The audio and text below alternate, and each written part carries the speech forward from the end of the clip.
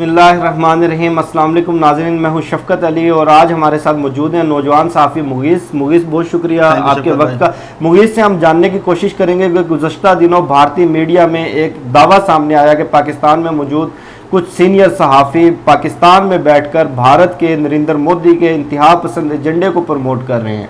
तो वो सीनियर सहाफ़ी कौन है? आज उस हवाले से पाकिस्तान के एक नाम निहाज सीनियर सहाफ़ी ने बुग़्ज़े इमरान के अंदर एक कॉलम लिखा। उस कॉलम से हमने 10 पॉइंट्स इकट्ठे किए जो सरासर पाकिस्तान के ख़िलाफ़ जाते हैं, नरेंद्र मोदी के एजेंडे को प्रमोट करते हैं, जो भारत के एजेंडे को प्रमोट करते हैं। उस हवाले से हम तफसीलात जानेंगे। मुगीस, आप बताइएगा कि ये कौन सीनियर सहाफ़ी थे और आज के कॉलम में उन्होंने क्या लिखा? बहुत बहुत शुक्रिया शफकत भाई। बात यह है शफकत भाई, ये तो मैं इनको सीनियर सहाफ़ी मानता ही नहीं हूँ। ये सीनियर सहाफ़ी सिरे से भी नहीं है और ना ही मैं इनकी इज्जत करता हूँ। क्यों? मैं उन सीनियर सहाफ़ियों की इज्जत करते हैं जो हमारे मुल्क की, हमारी कौम की, हमारी पाक फौज की इज्जत करते हैं। मैं ऐसे सहाफ़ियों को बिल्कुल सीनियर नहीं मानता और ये वही लोग हैं जो मोदी के एजेंडे को प्रमोट करते हैं, पाकिस्तान में बैठकर पाकिस्तान का खाते हैं और पाकिस्तान के ऊपर ही वो बात करते हैं। मैंने अक्सर वीडियो में बताया है कि यार ये जो सीनियर सहाफ़ी हैं ये नाम निहाज सीनियर सहाफ़ी बन चुके हैं। इनका सीनियर से लेना देना कोई नहीं है, इनका अपना एक एजेंडा है और उस एजेंडे को प्रमोट कर रहे होते हैं। आपने देखा होगा कि जो भारत के अंदर मीडिया नैरेटिव पेश करता है वो ये करता है कि पाकिस्तान दहशतगर्द मुल्क है, अफगानिस्तान में पाकिस्तान मुदाखला करता है, कश्मीर के अंदर ये उन्होंने एक बनाई हुई है, सोची समझी एक साजिश बनाई हुई है। अब उसके अंदर पाकिस्तान के अंदर कुछ सहाफ़ी मौजूद हैं जो ये सारा नैरेटिव लेकर बिल्ड करते हैं, लोगों की राय बनाते हैं और लोगों को पागल करते हैं। अब मैं आपको बताता हूं कि जो सलीम साफ़ी साहब हैं, आपको पता है कि ये सहाफ़ी नहीं है बिल्कुल भी, क्योंकि ये अपने आप जिस दौर में ये सहाफ़ी थे तो उस टाइम सोशल मीडिया नहीं था, लेकिन अब सोशल मीडिया है, लोग इनको पकड़ लेते हैं कि ये कहां पे डंडी मार रहे हैं। सलीम साफ़ी साहब का बुग़्ज़ ये है कि वो जिस किस्म का भी बात करें, तनकीद करें, उसमें इमरान खान लाजमी होता है या उसके अंदर फौज होती है।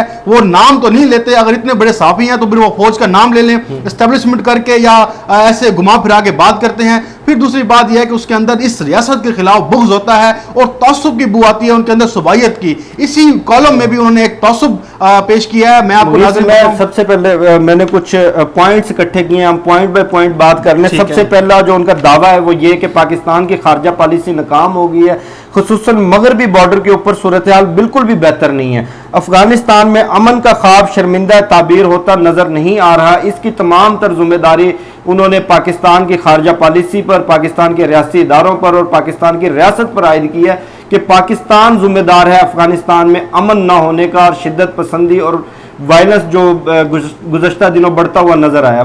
शफकत भाई देखें, अफगानिस्तान के अंदर पाकिस्तान ने हमेशा से ये एक कोशिश की है और ये सबको पता है कि पाकिस्तान चाहता है कि अफगानिस्तान के अंदर अमन हो। अफगानिस्तान के साथ अमन होगा तो हमारा मुल्क भी सेफ रहेगा, हमारे मुल्क के अंदर भी अमन रहेगा, ट्रेड बढ़ेगी। अब हमने क्या किया कि जब रियासती तौर पर या आप सरहद के तौर पर एक दहशतगर्दी सामने आ रही थी तो हमने बाढ़ लगा दी। हमने कहा कि यार ये सिस्टम खत्म हो जाए, लेकिन कौन नहीं जानता कि अफगानिस्तान के अंदर भारत मुकम्मल तौर पर मुदाखलत करता है, उनकी राह मुकम्मल तौर पर मिली हुई है। अफगानिस्तान कभी नहीं चाहता कि पाकिस्तान के अंदर भी अमन आए और अफगानिस्तान के अंदर भी अमन आए, क्योंकि वहां पे सारे बहुत सी प्रॉक्सीज हैं। इसके ऊपर तो हम मुकम्मल एक और भी वीडियो कर सकते हैं। सलीम साफ़ी साहब ने जो बात की है कि सारा इल्जाम पाकिस्तान के ऊपर लगा दिया है, पाकिस्तान दहशतगर्दी करा रहा है अफगानिस्तान में। अगर एक भी कहीं से भी कोई आपको सबूत मिल जाए कि पाकिस्तान ने कोई वहां पे हमला कराया या पाकिस्तान ने वहां पे अस्पतालों में पाकिस्तान ने हमले कराए हैं, वहां पे तो पता चल गया कि देश ने उसकी जिम्मेदारी कबूल कर ली है। बल्कि अमेरिकी नुमाइंदा खुसूसी ने इस बात की तस्दीक कर दी है कि हमारी और अफगान हुकूमत की तहकीकात से यह साबित होता है कि दाइश ने यह हमला करवाया और इसके पीछे खिते की वो ताकतें हैं जो अमन मायदे को कामयाब होते नहीं देखना चाहते। मैं अमेरिकन जो भी कहें, जैसे भी कहें, अमेरिकन को मैं उनकी बात को मैं एज आ रेफरेंस नहीं कोट करता, लेकिन आपको बताऊं कि इसके अंदर भी भारत मुलव्वस है।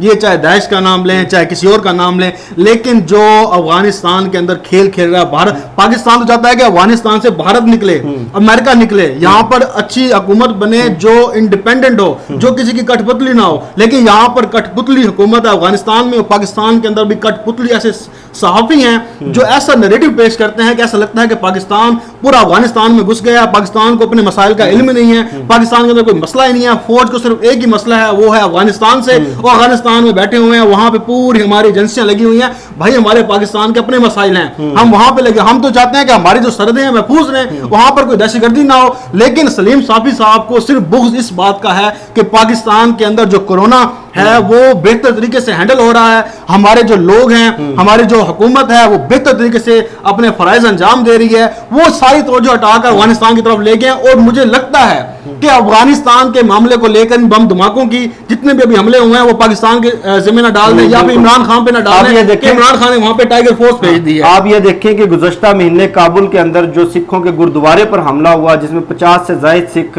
जाँ बाग हुए, उस हमले की जिम्मेदारी दाइश ने कबूल की। उसके बाद ठीक एक हफ्ते के बाद भारतीय मीडिया ने, भारतीय हुकूमत ने इस बात को तस्लीम किया कि उस हमले में जो मुलव्विस शहरी था वो उसका ताल्लुक भारत से था। और उसके साथ साथ एक बहुत बड़ा ब्लंडर देखिए, तज्जिए के अंदर टिल्ट हो, तज्जिए के अंदर फर्क हो, चाहे इमरान खान की मुखालफत में, चाहे किसी में, वो समझ में आता है। इतना बड़ा ब्लंडर लिखते हैं कि डॉक्टर अशरफ गनी के इंतखाबात का मसला हल नहीं हुआ।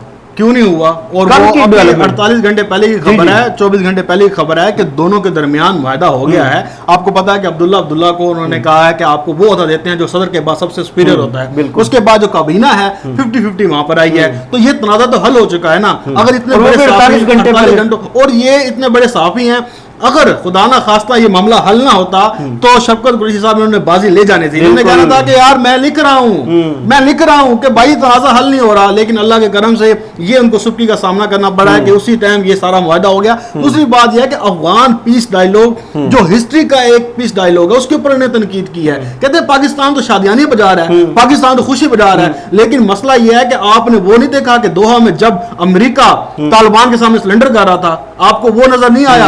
आपको ये नजर नहीं आया कि पूरा दुनिया, पूरा मीडिया ये कह रहा था कि अमेरिका ने अपनी हार, अपनी शिकस्त तस्लीम कर ली है। आखिरकार अमेरिका को तालिबान के सामने अपने घुटने टेकने पड़े। और वहां पे क्या पाकिस्तान मौजूद नहीं था? शाह महमूद कुरैशी उसी जगह पे मौजूद थे। और पाकिस्तान की हर जगह पर इस चीज को सराहा गया कि अगर पाकिस्तान मदद ना करता तो अफगानिस्तान, अमेरिका ने तस्लीम किया, अमेरिकी सदर ने सबने किया। सलीम साफी को नजर नहीं आएगा, बाकी पूरी दुनिया को नजर आएगा। फिर वो कहते हैं कि ईरान के साथ हमारे ताल्लुकात निहायत कशीदा और पेचीदगी का शिकार है, जबकि इसी हफ्ते इतनी बड़ी डेवलपमेंट सामने आई कि ईरान के बॉर्डर पर फेंसिंग का फैसला किया है और आर्मी चीफ ने ईरान के आर्मी चीफ से फोन पर बाज़ाब्ता तौर पर बातचीत की। शफकत भाई ये इन्होंने ईरान के बारे में नहीं लिखा, इस कॉलम के अंदर उन्होंने ईरान का नाम लिया है, अफगानिस्तान का नाम लिया है, सऊदी अरब का नाम लिया है, तुर्की का नाम ले दिया, जिनका सदर चीन का नाम लिया है, चीन का नाम। आज ही की डेवलपमेंट है कि भाषा डैम के ऊपर चीन ने भारतीय एतराजात मुस्तरद कर दिया। सर देखें, बात यह है कि जिनको नजर ना आए वो तो तनकीद करेंगे, और इनका बुग़्ज़ इससे नजर आता है कि सऊदी अरब के साथ कौन कहता है कि ताल्लुकात हमारे सही नहीं है, चीन के साथ कौन कहता है कि हमारे ताल्लुकात से। अभी उनके वजारत खारजा के तर्जुमान है, कल उन्होंने अपना बयान दिया है जो पाकिस्तान ने चीन की खिदमात को सराहा है। उन्होंने कहा कि हम भी आपकी खिदमात को सराहते हैं और हम आपके साथ हर जगह पर खड़े हुए हैं, और चीन हमारे साथ खड़ा हुआ है। अगर ये सलीम साफी चाहते हैं कि तुर्की, चीन, ईरान हो गया, सऊदी अरब हो गया, इनके साथ हमारी ना बने तो ये अलग बात है, ये उनकी दिली ख्वाहिश हो सकती है, लेकिन ये पूरा कालम ही उनकी ख्वाहिश लग रहा है। अच्छा, फिर उसके साथ साथ ये कहते हैं कि अफगानिस्तान के अंदर जो इंस्टेबिलिटी और जो वायलेंस चल रहा है उसका बराह रास्त असर पाकिस्तान के पख्तून बेल्ट पे आएगा।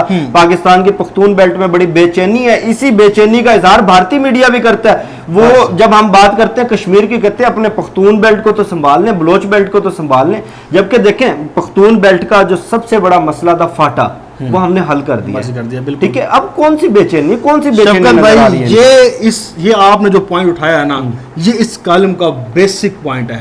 अगर समझने वाले हों, मैं आपको बताऊं कि ये सलीम साफी साहब मुसलसल एक तासुब की ऐनक लगा के बैठे होते हैं। सिर्फ तासुब की ऐनक हुकूमत के खिलाफ नहीं, एक इन्होंने तासुब की ऐनक एक सुबायत की लगाई हुई है, एक इन्होंने कौमियत की लगाई हुई है। अक्सर आपने देखा कि आप देखें कि नेशनल टीवी पर बैठे हैं, नेशनल एक अखबार में लिख रहे हैं, वहां पर आप अक्सर जिक्र करते हैं पख्तून पख्तून पख्तून। भाई पूरे पाकिस्तान में हम पख्तूनों की इज्जत करते हैं, पख्तून हमारे दिल की धड़कन है। हमें उनसे ज़्यादा प्यार है आपसे। अगर आप पख्तून हैं तो अगर पंजाबी हूँ, सराइकी हूँ, मैं किसी को लेकर बैठ जाऊँ तो ये मुझे जेब नहीं देता। लेकिन मसला यहाँ पे ये आया कि इन्होंने सुबाइयत को रंग देने की कोशिश की है। जब पाकिस्तान एक इकाई है तमाम सूबों की, तब ये पख्तूनों को साथ में ले आते हैं। अब मुझे बताएं, अगर इसी तरह से बात की जाए तो क्या मोहसिन दावड़ को फिर मैं फॉलो ना करना शुरू करूं? मैं तो कहूं कि वो पख्तूनों का सबसे बड़ा रहनुमा है, मैं मंजूर पश्तीन को ना फॉलो करूं? भाई ये ऐसे नहीं होता कि आप एक लेबल लगाकर और लोगों को ये कन्विंस करें कि आपके साथ ज्यादती हो रही है। इस तरह तो फिर सिंधी कर रहे हैं, इस तरह फिर मुहाजिर कर रहे हैं, फिर सबको आप अपना अपना मुल्क दे दो। यही चीज है जो भारत कहता है कि भाई पख्तूनों को हक नहीं मिल रहा। आप बलोचिस्तान की बात करते हैं, बलोचिस्तान की भारत बात करता है। आपने देखा नहीं कि एक आलमी साजिश थी कि पाकिस्तान 2015 तक टुकड़े टुकड़े हो जाएगा, कराची अलग होगा, बलोचिस्तान अलग होगा। लेकिन अल्लाह के करम से पूरा पाकिस्तान मजबूत खड़ा है। और जितने भी ये जो हमारी कौमें हैं, हमारी जो रियासतें हैं, हमारे जो शहर हैं, ये हमारी ताकत हैं। ये पख्तून हमारी ताकत हैं, सिंधी हमारी ताकत हैं, मुहाजिर हमारी ताकत हैं, पंजाबी हमारी ताकत हैं, सराइकी हमारी ताकत हैं। ये जितनी भी कौमें हमारी ताकत हैं, ये ताकत कब बनती है? जब हम एक इकाई हों। लेकिन जब इस जैसे लोग, इन जैसे दानिश्वर लोगों को ये उकसाएं कि आपके साथ ज्यादती हो रही है, बेचैनी फैल रही है, तो फिर ये बलोचिस्तान वाली बात जो है ये भारत के करिंदे कर रहे हैं। फिर बाबून के करिंदे यहां पर बैठे हैं, सलीम साफी जैसे, ये फिर बात कर रहे हैं कि ये मुल्क के साथ हो रहा है। देखो मुगीस, ये सिर्फ पाकिस्तान के सहाफती इदारों में ही नहीं, जैसे कि आज कराची के अंदर इतनी बड़ी डेवलपमेंट सामने आई कि कराची पुलिस का स्पेशल ब्रांच का एहलकार जो भारत का एजेंट था, एयरपोर्ट के ऊपर फैसिलिटेट करता था और भारत में ट्रेनिंग के लिए भी वो जाता रहा, आज वो गिरफ्तार हुआ है। उससे पहले सिंध हुकूमत के 17 ग्रेड का एक अफसर जो रा का एजेंट साबित हुआ, वो गिरफ्तार हुआ। इसी तरह सहाफत में मौजूद कुछ लोग वो अब इस कार्य खैर में, नाम निहाद कार्य खैर में अपना हिस्सा डाल रहे हैं, नरेंद्र मोदी के और भारत के एजेंडे को प्रमोट कर रहे हैं। मैं एंड पर थोड़ा सा वो कश्मीर की सूरत हाल के हवाले से भी उन्होंने लिखा कि जनाब पाकिस्तान की कश्मीर पॉलिसी बिल्कुल नाकाम हो गई है। कश्मीर में तंजन कहते हैं कि पाकिस्तान ने कौन सा बड़ा तीर मार दिया। उस हवाले से गुज़श्ता 2 दिनों में बड़ी डेवलपमेंट सामने आई हैं कि अमेरिका के इंसानी हकूक कमीशन ने एक रिपोर्ट अमेरिकी हुकूमत को पेश की है, जिसमें उन्होंने सिफारिश की है कि भारत के ऊपर सियासी और सफारती पाबंदियां लगाई जाए, क्योंकि भारत मुसलमानों की नस्ल कशी कर रहा है, मुसलमानों के साथ इंसानी हकूक की खिलाफ वर्जी कर रहा है। और उसके साथ साथ अक़वाम मुत्तहिदा के इंसानी हकूक कमीशन ने कश्मीर के हवाले से जो रिपोर्ट पेश की, वो भी सरीहन भारत के खिलाफ है। ये पाकिस्तान की खारजा पॉलिसी का एक बहुत बड़ा ब्रेक थ्रू है। तो नाजरीन, ये थे वो भारत के एजेंडे जो पाकिस्तान में सहाफत की आड़ लेकर नरेंद्र मोदी को और भारत के एजेंडे को प्रमोट कर रहे थे। इंशाल्लाह हम इन भारतीय एजेंटों को बेनकाब करते रहेंगे। मुझे और मुगीस अली को दीजिए इजाज़त। इंशाल्लाह आपसे फिर नेक्स्ट वीडियो में मुलाकात होगी। तब तक के लिए अल्लाह हाफिज़।